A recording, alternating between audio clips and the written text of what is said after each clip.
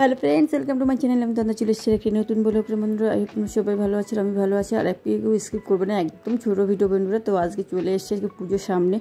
তো ফোনের জন্য কাজ করতেই পারছি, ভিডিও করতেই পারছি না, ফোনের এত প্রবলেম দেখা দিয়েছে। ওই জন্য তোমরা একটু প্লিজ ধৈর্য করে একদম ছোটো ভিডিও তুমি প্লিজ দেখো। আর কী করে আমি আমার কিচেনটাকে পরিষ্কার করি, ক্লিন করি, ডিপ ক্লিন করি, সেটাকে তোমাদের আজকে দেখাবো। একদম ইজি এবং সোজা আর ঝা চকচক করবে। কিন্তু আমার কিন্তু অনেক দিন হয়ে গেছে, কিন্তু আমি নিয়মিত করি বলেই দেখো বন্ধুরা অতটা নোংরা হয়নি। আর চিমনি তো আমি সবে লাগিয়েছি, 2 মাস মতন হয়েছে। আর তার আগে কিন্তু আমি পরিষ্কার করতে, আমার আগের ব্লগগুলো দেখলেও দেখতে পাবে যে আমার প্রতিদিন নিয়মিত কীভাবে পরিষ্কার করলে একটা ঘর অত তাড়াতাড়ি খারাপ হয়ে যায় না। তো আমি রেগুলারই করি। দেখো বন্ধুরা, এখন আজকে বিকাল 4টে কি 5টা বাজে, তখন আমি শুরু করেছি। হট করে মনের মধ্যে যখন যা ইচ্ছা হয় তখন তাই করি।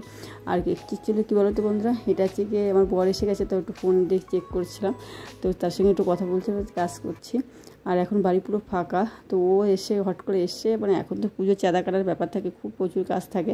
তো আমারও হট করে কালকে ভাবছি একটু ফেসিয়াল করবো। তাই ভাবছিলাম আজকে ফেসিয়াল করলে না এইসব অ্যাসিড ম্যাসিড আর ধরবো না। তবে অ্যাসিড দিয়ে আমি পরিষ্কার করি বন্ধুরা। তো এখন আর খুব একটা নোংরা হয় না, তবু এটা একটা করে দিলাম। এরপরে হয়তো আর অ্যাসিডের প্রয়োজন হবে না, জানি না চিমনিটা লাগিয়ে আনার পরে কেমন কী হবে। 2 মাস ধরে ইউজ করছি, এখন কী হবে বলতে পারছি না। তো বন্ধুরা এরকম করে তো আমি করি। তো এখন সব জায়গায় আগে ধুলো টুলো পরিষ্কার করে, আর পাথরের পুরো শরীর দেওয়ালগুলো না সাদা সাদা হয়ে গেছিলো পাথরে, যেসব জায়গাতে আমি তো ভালো করে আজকে ঝাড় দিচ্ছি।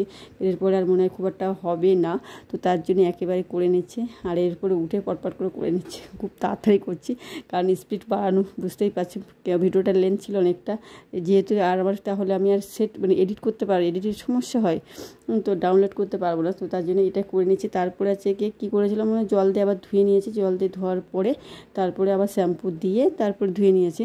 সেইগুলো দেখাতে পারছি না, কিন্তু তোমরা প্লিজ বন্ধুরা এইভাবে ফলো করো।